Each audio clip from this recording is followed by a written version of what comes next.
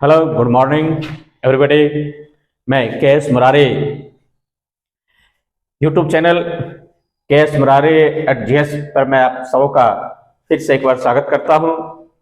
आज के इस वीडियो में अर्थव्यवस्था के संदर्भ में एक महत्वपूर्ण टॉपिक बजट और बजट के जो घटक है उस बजट के घटक के संदर्भ में सरकारी घाटा की बात करूंगा। गवर्नमेंटल डेफिसिट, सरकारी घाटा। जैसा कि आप लोग सुनते होंगे, अखबार में, मीडिया में देखते और पढ़ते भी होंगे कि जब बजट पेश होता है तो उस बजट पेश के दौरान कुछ टर्म ऐसे ऐसे आते हैं जैसे जिसको सरकारी घाटा के रूप में दिखाया जाता है कि बजटीय घाटा, राजस्व घाटा, पूंजीगत घाटा, राजकोषीय घाटा, प्राथमिक घाटा, मौद्रिक घाटा। तो ये सारे घाटा के संदर्भ में जब प्रश्न रहता है तो अक्सर बच्चे लोग कंफ्यूज कर जाते हैं कि कैसे समझे और कैसे इसको आंसर फॉर्मेट करके दे दिया जाए। तो आज के इस वीडियो में मैं आप लोगों के साथ गवर्नमेंटल डेफिसिट के बारे में चर्चा करूंगा, एकदम सबसे आसान शब्दों में, आसान भाषा में, सरल भाषा में, ताकि आप लोग आसानी से समझ लें। तो आज के इस इंडियन इकोनॉमी में बजट के संदर्भ में जो सरकारी घाटा है उस सरकारी घाटा के बारे में चर्चा करूंगा। तो चलिए, सरकारी घाटा के बारे में प्रारंभ करने से पहले मैं आप लोगों से यह निवेदन करता हूं कि आप इस वीडियो को लाइक कर के और कमेंट करते हुए इस चैनल को अधिक से अधिक शेयर कर सब्सक्राइब करने की कोशिश करें। तो फिर से वापस आता हूं सरकारी घाटा के संदर्भ में। बजट के संदर्भ में मैं एक अलग वीडियो दूंगा, लेकिन उससे पहले मैं थोड़ा सा सरकारी घाटा के बारे में। सरकारी घाटा, सरकारी घाटा, गवर्नमेंटल डेफिसिट।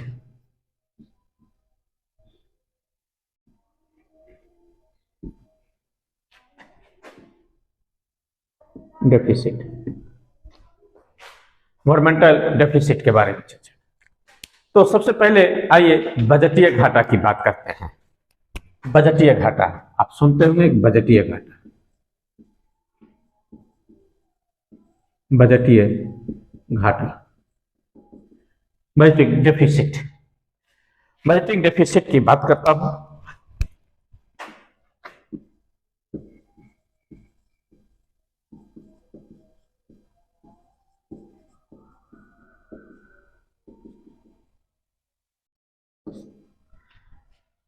जैसा कि बजट के बारे में सभी लोग जानते होंगे कि बजट जो होता है वह वित्तीय वर्ष जो होता है, एक वित्तीय वर्ष के दौरान जो आय और व्यय होता है उसका आकलन या फिर विश्लेषण करना होता है। और यह जो एक वित्तीय वर्ष के दौरान किसी भी देश की अर्थव्यवस्था के लिए शासन प्रशासन या विकासात्मक कार्य को संचालित करने के लिए जो राजस्व का आकलन किया जाता है कि कितना आय यानी प्राप्तियां और कितना खर्च करना है डेवलपमेंट या फिर प्लानिंग के लिए।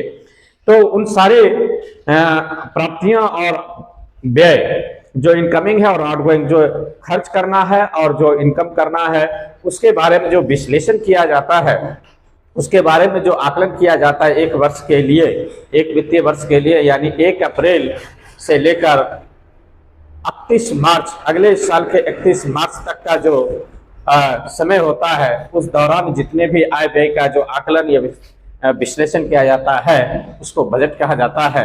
वित्त विधेयक इसके लिए प्रस्तुत किया जाता है।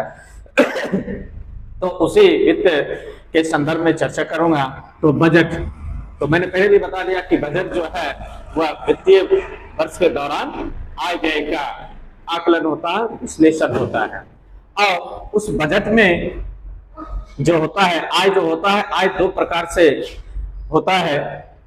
कुल आय जितने भी होंगे 2 प्रकार से, एक राजस्व प्राप्तियों के रूप में होता है यानी रेवेन्यू रिसिप्ट के रूप में, रेवेन्यू इनकम के रूप में, और दूसरा कैपिटल के रूप में होता है यानी पूंजीगत आय होता है, कैपिटल रिसिप्ट या फिर कैपिटल इनकम होता है। और दूसरा, जब व्यय की बात करते हैं तो व्यय के संदर्भ में भी एक रेवेन्यू डेफिसिट, रेवेन्यू इनकम होता है यानी रेवेन्यू रिसिप्ट, और दूसरा जो होता है वह कैपिटल एक्सपेंडिचर होता है। तो उसकी बात मैं भी करता हूं। तो उसी संदर्भ में जैसे कि मैं यहाँ एक शॉर्ट बता देता हूं, बजट जो होता है इसके दो घटक, एक आय कह सकते हैं और दूसरा व्यय, इनकम और एक्सपेंडिचर। और ये आय जो होता है ये दो,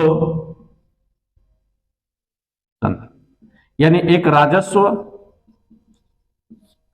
और दूसरा पूंजीगत, revenue receipt and capital receipt. और एक्सपेंडिचर भी जो होता है वो भी दो संदर्भों में होता है, एक राजस्व व्यय और दूसरा पूंजीगत व्यय। राजस्व और पूंजीगत व्यय के संदर्भ, राजस्व और पूंजीगत व्यय के संदर्भ में होता है।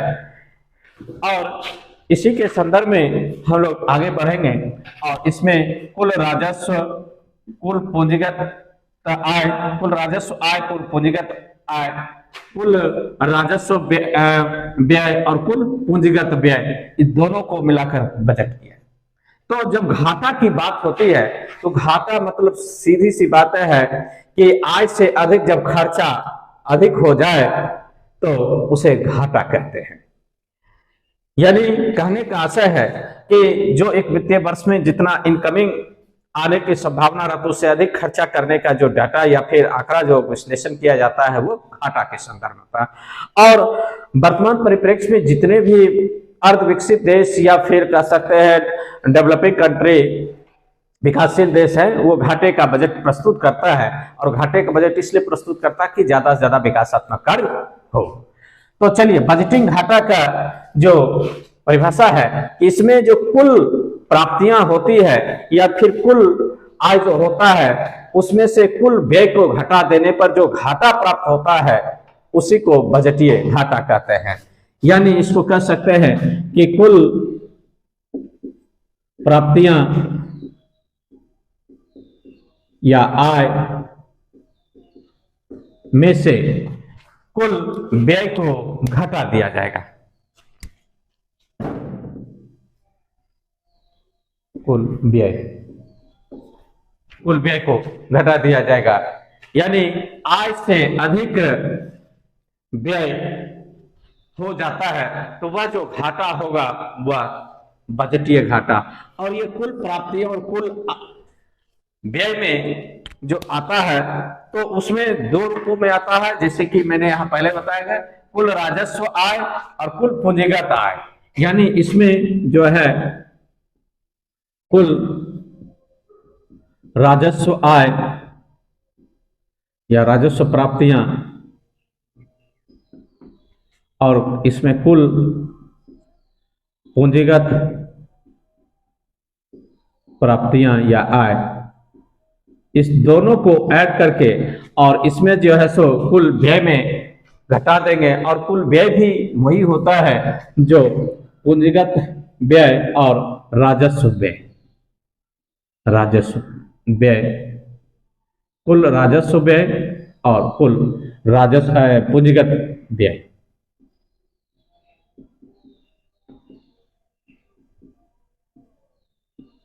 कुल पूंजीगत व्यय, इसको यानी ये टोटल एक वित्तीय वर्ष में जितने भी राजस्व आया है, चाहे वो जितने भी इनकमिंग आया, चाहे वो रेवेन्यू रिसिप्ट के रूप में आवे या फिर कैपिटल रिसिप्ट के रूप में आवे, उसमें से जो कुल खर्चा करना, चाहे वो रेवेन्यू एक्सपेंड करना है या फिर कैपिटल एक्सपेंड करना है, उस सबको इस दोनों को जोड़कर उसके बाद घटा दिया जाएगा तो वो कुल जो है सो बजटीय घाटा कहलाता है।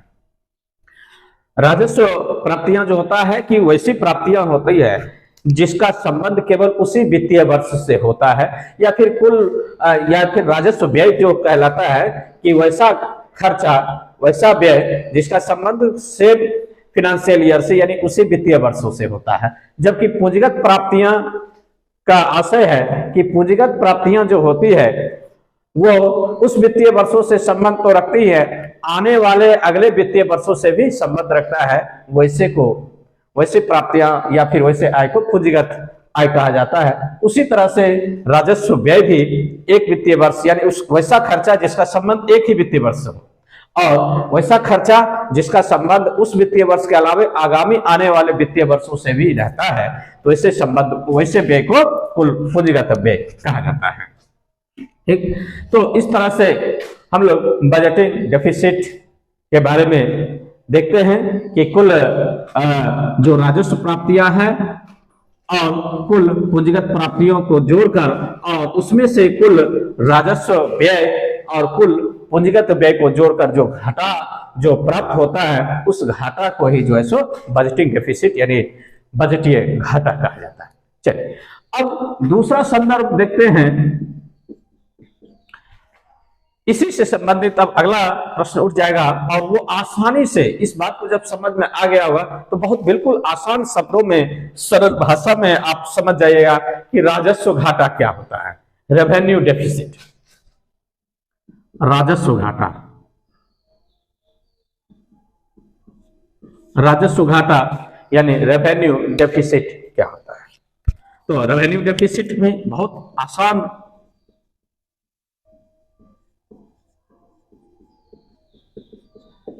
तरीका से समझ सकते हैं। इसमें घाटा दिखाना है बजट से, अब ये केवल राजस्व घाटा दिखाना है, इसमें पूंजीगत घाटा नहीं दिखाना। तो स्वाभाविक है, तो आय में से ही व्यय को घटा देंगे, किसी का आय और किसी का व्यय में का जो अंतर होता है वही घाटा होता है, और यहाँ हमें दिखाना है केवल राजस्व घाटा। तो स्वाभाविक है केवल राजस्व घाटा दिखाना है, तो केवल राजस्व प्राप्तियों में से जो राजस्व व्यय का अंतर होगा, घाटा होगा, उसे ही राजस्व घाटा कहेंगे। तो सीधी सी बात है कि एक वित्तीय वर्ष के दौरान जो कुल राजस्व प्राप्तियां होती है उसमें से कुल राजस्व व्यय जब अधिक हो जाती है तो वैसे घाटे को राजस्व घाटा कहते हैं। तो यहां हम लिख सकते हैं कि कुल राजस्व प्राप्तियां या आय में से कुल राजस्व व्यय को घटा देंगे, कम कर कुल राजस्व व्यय। तो इसका राजस्व को यदि माइनस कर देंगे, राजस्व प्राप्तियां में से राजस्व व्यय को माइनस कर देंगे तो राजस्व घाटा निकल जाएगा। उसी तरह से हम देखते हैं, अगला भी देख सकते हैं, जब राजस्व घाटा देख सकते हैं तो पूंजीगत घाटा भी देख सकते हैं। तो पूंजीगत घाटा,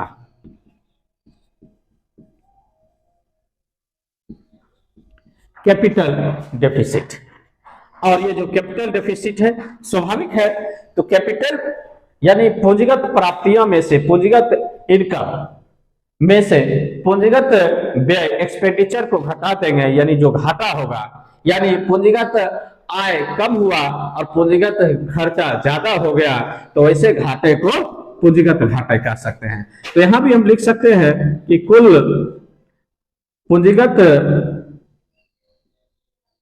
प्राप्तियां या आय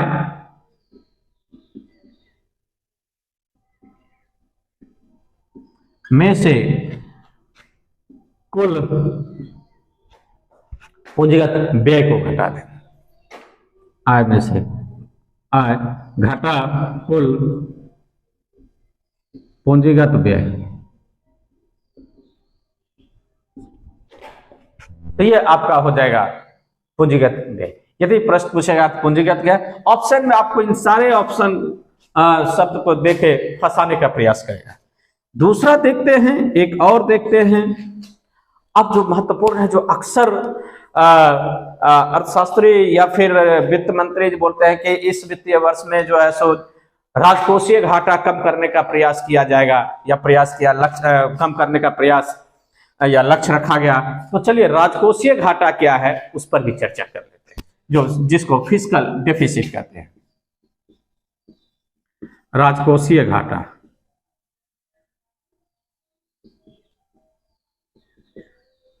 इसी को बस शब्द में बनाकर ऑप्शन पेश करता है, जो अक्सर बच्चे कंफ्यूज कर जाते हैं। राजकोषीय घाटा यानी फिस्कल डेफिसिट।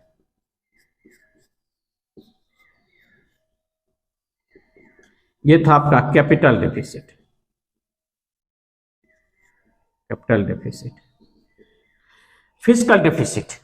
अब इसको थोड़ा सा समझिए, जो अक्सर बहुत सारे लोगों के मुंह से सुनने को मिलता होगा कि राजकोषीय घाटा बढ़ रहा है या राजकोषीय घाटा सरकार की ओर से कम करने का लक्ष्य रखा जा रहा है।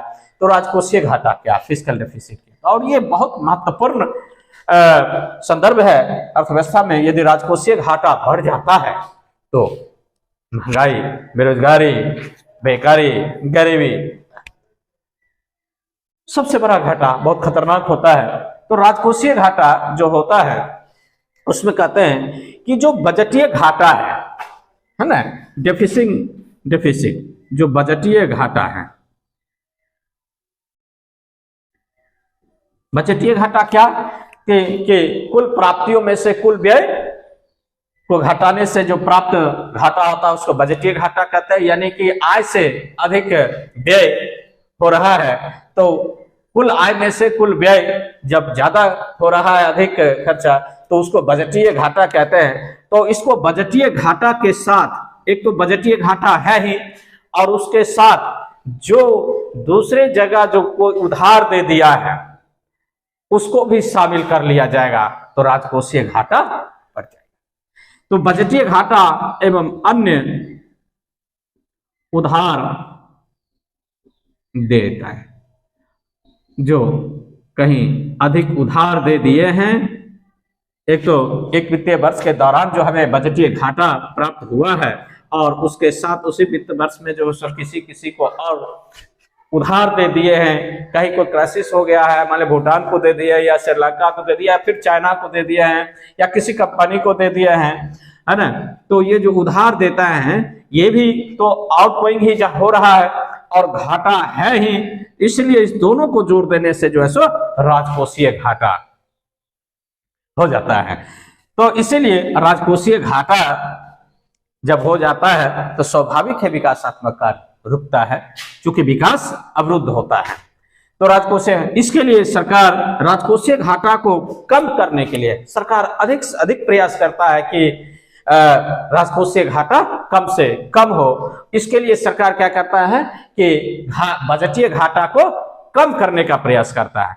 बजटीय घाटा जैसे ही कम होगा तो राजकोषीय घाटा ऑलरेडी ऑटोमेटिकली जो है सो कम हो जाएगा। और बजटीय घाटा को कम करने के लिए क्या करना पड़ेगा, राजस्व प्राप्तियां और पूंजीगत प्राप्तियों को अधिक से अधिक प्राप्त करने का कोशिश किया जाएगा। यानी कि इनकम रिसिप्ट जो है सो अधिक से अधिक गेन करने का प्रयास किया जाएगा, और वैसी स्थिति में जो है सरकार अधिक से अधिक कर लगा सकती है। टैक्स ज्यादा से ज्यादा लगेगा तो स्वाभाविक है कि प्राप्तियों के रूप में राशि की उगाही होगी, और जब आय बढ़ेगा तो व्यय स्वाभाविक और थोड़ा सा कम हो जाएगा, और तब बजटीय घाटा भी कम होगा, और बजटीय घाटा जब कम होगा तो राजकोषीय घाटा कम होगा। इसीलिए सरकार टैक्स में बढ़ोतरी करती है और रियायत जो सब्सिडी देती है उसको भी कम करने का प्रयास करता है, ताकि राजकोषीय घाटा कम से कम। चलिए अब आगे हम राजकोषीय घाटा के बाद जो एक और घाटा देखने का प्रयास करते हैं, वह है आपका प्राथमिक घाटा, प्राइमरी डेफिसिट। प्राथमिक घाटा,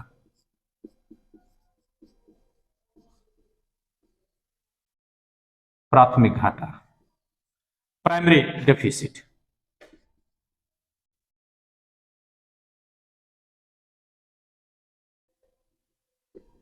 प्राइमरी डेफिसिट जिसको प्राथमिक घाटा का। अब इसको थोड़ा सा और भी व्यापक रूप से हम देखते हैं कि ये जो प्राथमिक घाटा है, प्राइमरी घाटा जो है, यह जो है राजकोषीय घाटा में से यदि ब्याज की अदायगी को घटा देते हैं तो जो प्राप्त घाटा होता है वो प्राथमिक घाटा कहलाता है। राजकोषीय घाटा,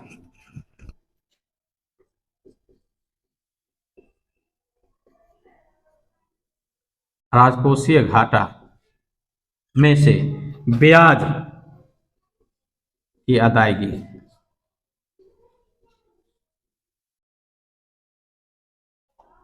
जो हम लोन लेते हैं उसमें ब्याज यदि घटा देते हैं, ब्याज जो हम पेड करते हैं, और जो राजकोषीय घाटा है, राजकोषीय घाटा क्या होता है, तो बजटीय घाटा और अन्य उधारदेताओं, ये टोटल बजटीय घाटा और अन्य उधारदेताओं को राजकोषीय घाटा कहते हैं, दोनों को मिलाकर। और इस राजकोषीय घाटा में के साथ जब ब्याज की अदायगी, ब्याज किसी को पेड कर दिए हैं और वो घटा देते हैं, तो ये प्राइमरी डेफिसिट यानी प्राथमिक घाटा निकाला जाता है।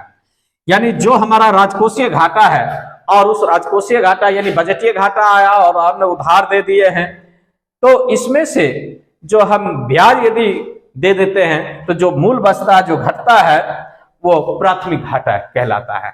तो कह सकते हैं कि प्राथमिक घाटा को कम करने के लिए, प्राथमिक घाटा को कम करने के लिए राजकोषीय घाटा को कम करना चाहिए, और राजकोषीय घाटा को कम करने के लिए बजटिंग घाटा कम करना चाहिए। और बजटिंग घाटा तभी कम होगा जब हमारा अधिक से अधिक प्राप्तियां हो, अधिक से अधिक आय हो। व्यय तो करना ही है, यदि व्यय नहीं होगा तो फिर विकास नहीं होगा। विकासात्मक कार्य या फिर यूं कहे कि योजनाएं जो चलती है लोगों को कल्याण के लिए, चूंकि भारत एक कल्याणकारी राज्य है और इस कल्याणकारी देश में, राज्य में जो है सो पब्लिक वेलफेयर वर्क करने के लिए कई योजनाओं को क्रियान्वित किया जाता है, तो उसके लिए खर्चा करना पड़ेगा। उसी संदर्भ में जो है सो अधिक से अधिक प्राप्तियां होनी चाहिए, और अधिक से अधिक प्राप्तियों करने के लिए अधिक से अधिक कर की वसूली होती है। वेलफेयर स्टेट में अधिक से अधिक कर वसूला जाना भी एक कल्याणकारी कार्य समझा जाता है। तो ब्याज की अदायगी जब हम राजकोषीय घाटा में से घटा देते हैं तो प्राथमिक घाटा कहलाता है। ठीक, मैं समझता हूं कि आप लोगों को यहां तक समझ में आ गया होगा और आना भी चाहिए। चलिए एक और घाटा की बात करते हैं जिसको कहते हैं मॉनेटाइज डेफिसिट यानी मौद्रिक घाटा। मौद्रिक घाटा,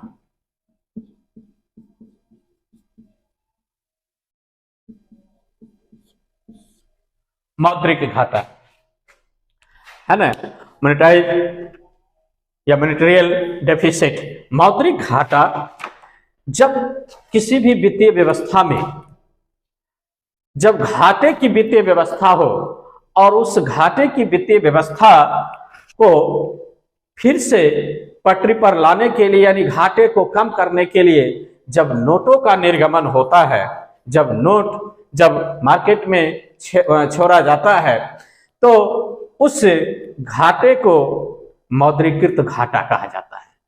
और नोट निर्गमन की प्रक्रिया को जो मौद्रीकरण कहा जाता है यानी कि मोनेटाइजेशन कहा जाता है।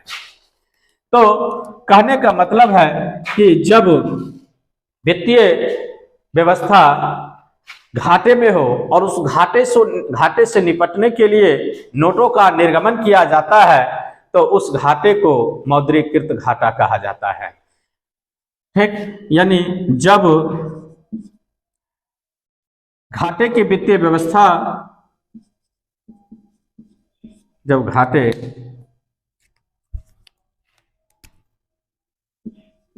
की वित्तीय व्यवस्था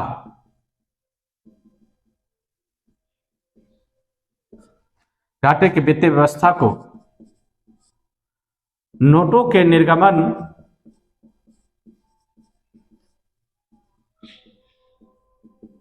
के द्वारा, जब घाटे की वित्तीय व्यवस्था को नोटों के निर्गमन के द्वारा संतुलित करने का प्रयास किया जाता है,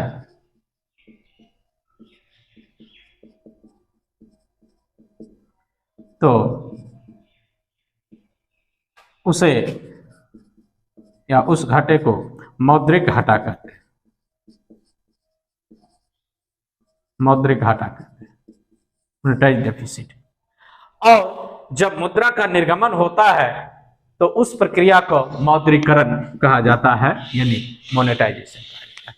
तो कह सकते हैं कि ये जो मौद्रिक घाटा है इसके लिए जो फार्मूला, मैथमेटिकल फार्मूला हम जब अपनाएंगे तो उसमें कह सकते हैं कि जो बजटिंग डेफिसिट है, चूंकि घाटा है, जब बजटिंग डेफिसिट है और उस डेफिसिट पर जो है सो सार्वजनिक बजट में आरबीआई का जो योगदान रहता है उसे ही मौद्रिक घाटा का, यानी मौद्रिक घाटा यानी बजटीय घाटा, बजटीय घाटा